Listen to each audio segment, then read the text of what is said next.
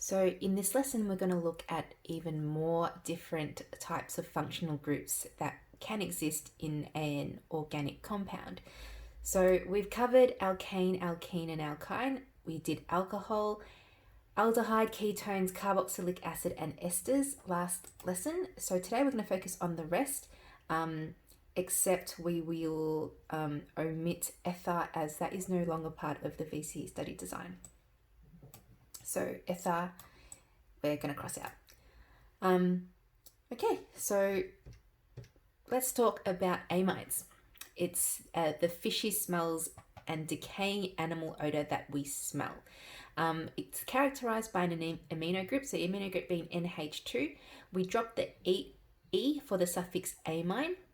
Now, because amines don't, the functional group is not very high in the order of hierarchy or presidency. It's actually even below alcohols. So often to say that theamine's there, and if it contains another functional group, we actually use the prefix amino at the start if a higher order functional group is there. So as soon as an alcohol or any other functional group is present, along with an amino group, then the name actually starts with an amino. Okay, it wouldn't end in an amine because there's no longer the parent chain, the important chain of that molecule. So these are a few compounds down here. You can tell by the name.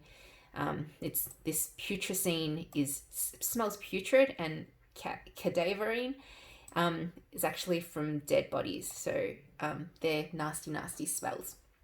Now, just like alcohols, amines also have primary, secondary, and tertiary structure. Now, the first one here with no, so the amine not attaching to any carbons at all, it's ammonia, and that's a unique molecule on its own. Now, just like alcohols, the nitrogen that's, in this case, is attached to one other carbon. So it's directly attached to one other carbon, so therefore it's considered primary. And if it's attached to 2, it's considered secondary. And if it's attached to 3, it's considered tertiary. Now, in VCE, you do not have to know molecules that or compounds that have secondary or tertiary amines. So for what we know, what you need to know, you just have to know that it's on the end of the molecule, because it's directly attached to one carbon only. Amino acid structure down here contains an amine group. So here it's also got a carboxylic acid, and the reason why it's called amino acid is because amino is no longer the important part of it. It's actually the acid. Okay, and then we have the carboxylic acid on this end, and then we have the variable side chain R. There could be anything that joins to it in this group. So amino acids contain the amino group. So we named them just like we would, always looking for the longest chain, the parent chain, in which also contains the functional group. And I'll give you you should pause here and try and name these before I reveal all the answers. So over here, remember these are carbons, so the longest carbon chain for this molecule would be here. Okay, so 1, 2, 3, 4 carbons. So it's 4 carbons, that makes it butane. So butane. Now, because there's no other functional groups, I know that it's going to end with an amine. There's no other functional groups that will take precedence over the amine in this case. So the parent name is going to be amine, and that's going to be on carbon number 2. So if we label them, that's 1, 2, 3, and 4. So it's going to be butane 2-amine, or you could even call it 2-butanamine. And don't forget there is a methyl group here, so it's going to be 3-methyl-butanamine for the first one. 3-methyl. Okay, over here, once again, identify the longest chain. Longest chain is 1, 2, 3, 4. So it's butanamine again. It's located on carbon number 2, so our functional group. So it's going to be called butane 2-amine or 2-butanamine. Down here, 1, 2, 3, 4. Once again, 4 carbon, and it's on the end. This is going to be called butanonamine. Nice and easy. Over here, now that looks really strange. It looks like a cross. But remember, every end is a carbon and every kink is also a carbon. So the longest carbon chain that we can see here is 3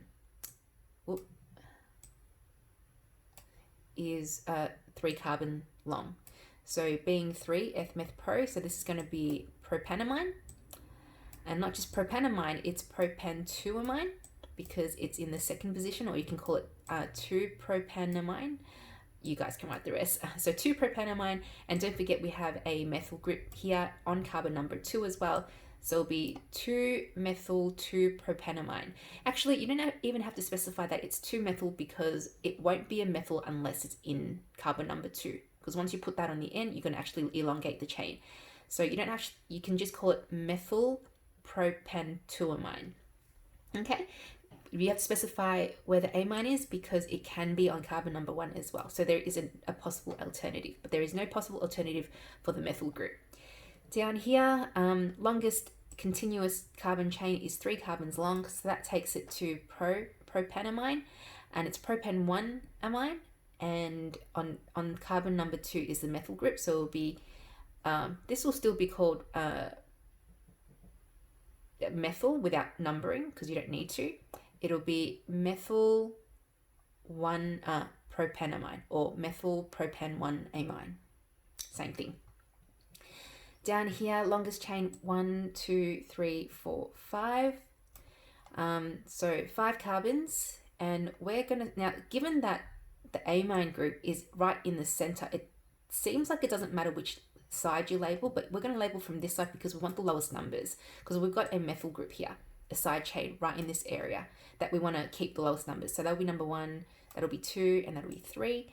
So being a 5 carbon chain, it's going to be pentanamine and pentan-3 amine, and the location of the methyl group is going to be on number 2. So it'll be called 2-methyl-pentan-3 amine, or 2-methyl-3-pentanamine also works as well. Hope you got all that. Here, next we've got amides. So amines or amines are different to amides. Whilst amines have the NH2 group, amides have this. It's completely different.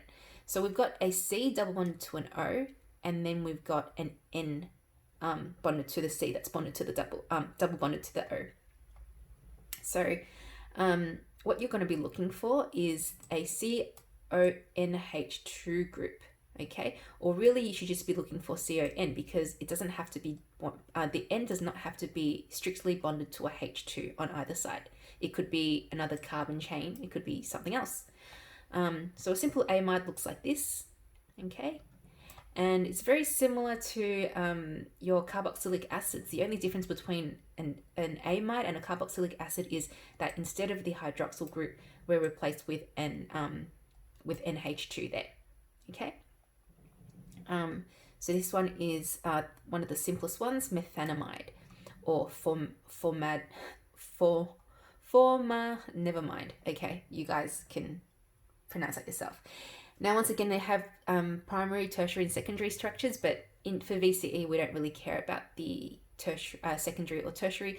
We only will be focusing on CONH2. Okay, so even though we can elongate this chain and put a C there, or put other things other than H's on the ends, we're not going to be worried about those. We're only going to worry about the ones where the N is only attached to one other carbon. Okay. So it will always be on the end of a molecule for the purpose of this unit. So let's see if we can name these molecules. So the first one we have here, we know it's an amide because of the double bonded carbon to double bonded oxygen to the carbon, and also the NH2 hanging off the same carbon. So when it's an amide, so the suffix is amide. And because it contains 1, 2, 3 carbons, it's going to be propanamide. Propanamide.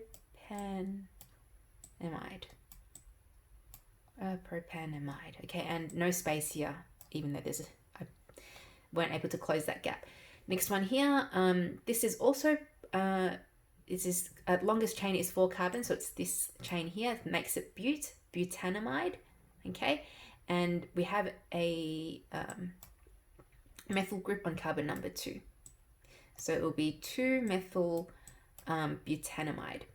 And the last one here, longest carbon chain is 1, 2, 3, 4, 5, 6 carbons long. So it makes it hexanamide. Okay, there's no other side chains there. So hexanamide is this one here. All right, next up we've got the haloalkanes. So it's basically your halogens, okay, bonded to the alkanes. So halogens are your chlorine, fluorine, bromine, and iodine. The prefixes that you'll be using will be chloro, fluoro, bromo, and iodo. And you have to specify the location before the prefix, just like you normally would for anything. And also if there's multiple, you use di, tri, tetra, just as you normally would. If there are different halogens in the same molecule, they should be named in alphabetical order according to these names. Do not use their multiple prefixes as part of the alphabetical ordering. Okay, so if it's a diiodo, for example, so 2-iodine, that doesn't bring it up any further. It will still be, I will still be after F, for example. Okay, so these are your haloalkanes, and they don't take suffixes, they're prefixes. Okay, they don't end. If you have an alkane with a chlorine on it, it'll be a chloroalkane. Okay, still have the parent name as the alkane because they're not the most significant group. So let's have a go at naming these. So the longest chain we've got here is, longest continuous chain is this one. Okay, 1, 2, 3, 4, 5, 6, 7. So there's 7, so I know it's going to be a hexane because they're all single bonds, and there's no other functional group other than 2 chlorine. So I know that the parent molecule, parent name is going to be hexane. I start numbering from the right-hand side in this case because the right-hand side contains, well, obviously the chlorine, but even if you name it the other way, if you number it the other way, this will still be 3. However, then you're going to get high numbers for these two. So you want the lowest numbers possible. 6, 7. Okay, so here we've got a methyl group on the 3rd carbon and a chloro. Now, chloro starts with a C, so it's going to come first. Now, chlorine, there's 2, so it's going to be dichloro, and it's in position 3, 5. So it's going to be 3, 5 dash dichloro, meaning there's 2 chlorines, dichloro, and we've got a methyl group, which is on number 3. So dash 3 dash methyl hexane. So 3, 5 dichloro, 3 methyl hexane. And someone who reads the name of this molecule that you've named should be able to recreate this exact molecule with the same bonding, okay, if you have named it correctly. This molecule here has a bromine, 2 bromines and a chlorine. The longest continuous carbon chain is 4 carbons. So I know that the parent name is going to be butane. And we start numbering from this end because it's the end with the most stuff happening, and we want the numbers to be as low as possible. Now, bromine occurs before chlorine, so we're going to name bromine first. Now, it's going to be 1, 2, because there's 2 bromines, and because it's 2, you have to say di, bromo. Now, B is before C, even though the D is before C, if that makes sense. So you don't use this prefix for writing them alphabetically. It's the bromo bit. So 1, 2 dibromo, and we have to say it's 1 chlorobutane, and that is the name of this molecule. I'm trying to close the gap because there shouldn't be any gaps between the words. How would you draw up these molecules here? You should pause it, give it a go, and then I'll show you the answer. So pentane means that it's a 5 carbon molecule. So I'm going to be lazy and I'm going to do skeletal structures. So pentane is 1, 2, 3, 4, 5 carbons. Now it says 2 methyl. So on carbon number 2, I'm going to have a methyl group, and there it is. I'm sure I've drawn my methyl group. I've got 2 chloro. So at carbon number 2, I've got a chlorine, and then carbon number 3, I've got a bromine, and that's it. Nice and easy. Next one, I've got 1,1-dichloro-2,2,3,3,3 pentafluoropropane. So let's start off with the parent name. Propane means there's 3. Let's draw it nice and big. Propane is 3. Pentafluoro means it's got 5 fluorines and it's on 2 and 3 as well. Oh, is this named incorrectly? Let me have a look. So fluoro, so fluorine on 2. So there's 2 of them on carbon number 2. There's 3 of them on carbon number 3.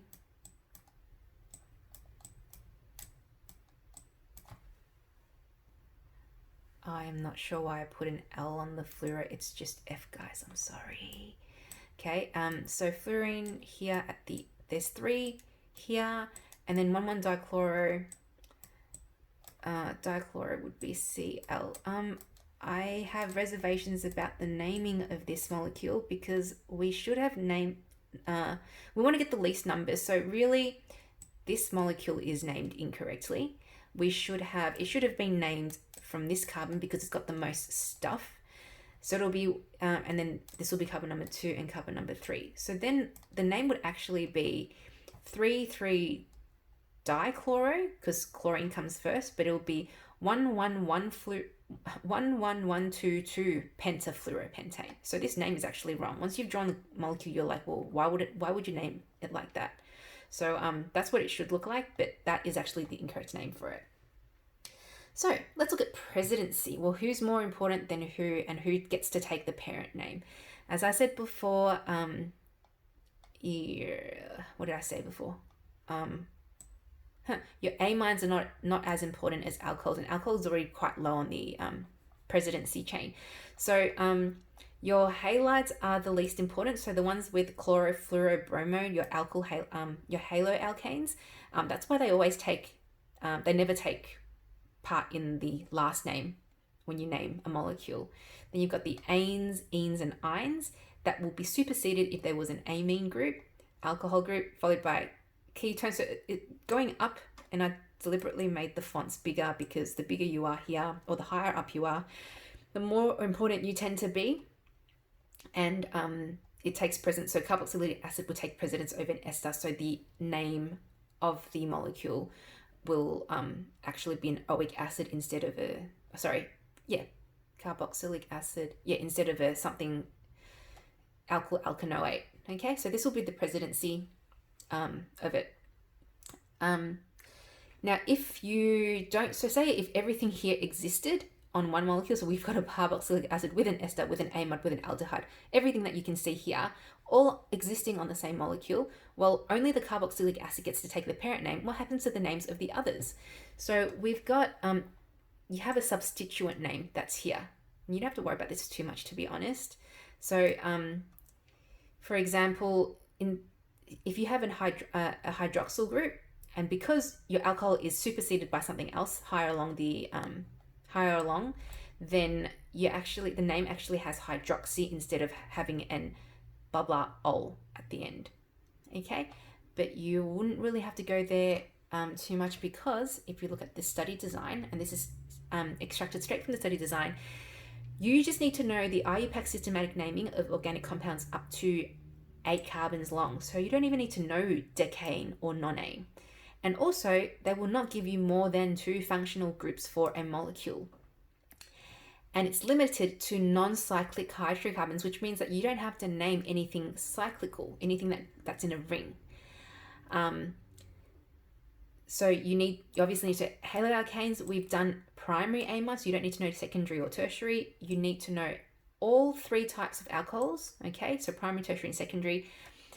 Carboxylic acids, and also esters that don't have a branch. So basically, if it's an ester, it's just an ester and no branching, no additional stuff on it. You do need to know the molecular, structural, and semi-structural formulas of the alkanes, okay?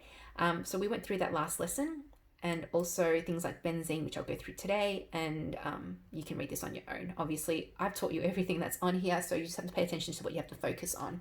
And especially when you're doing past exams, you know which to omit. You won't be doing ethers, for example. So a couple of things you need to know. You need to know the structure, but you don't need to name it. So we wouldn't give you a molecule and ask you to give the Iupac name for it. So one of them is cyclohexane. So it's a ring and it's all single bonds, and it's 6 carbons and it's got 12 hydrogens. Okay, it's colorless and it's also flammable. And remember that even though we draw it nice and flat, like as if it was on a hexagonal disc, they never lie on a flat plane. In fact, if you look at it from the side view, like say if you had imagine this is a CD, but if you look at the side of the CD, it wouldn't actually be flat. It'll be like zigzagged because they won't lie flat on the same plane. Okay, even though we draw it that way. Now, an easy way to draw it would be just to draw a pentagon, because remember all these kinks represent a carbon. So by doing this, this is a skeletal structure of a cyclohexane. Now we've got cyclohexanes, we've also got something called benzene or a benzene ring. Okay, it's an aromatic compound, which means it gives off a smell, and it contains the 6 carbons. The difference between benzene and cyclohexane is that benzene contain alternating double bonds. Now, but double bonds can't actually, unless you don't have any hydrogens, you wouldn't be able to have double bonds all the way. So it's C6H6, and you can draw it like this. So a pentagon with a circle inside is enough to show that it's a benzene, and these two are interchangeable. Okay, and that's it for today.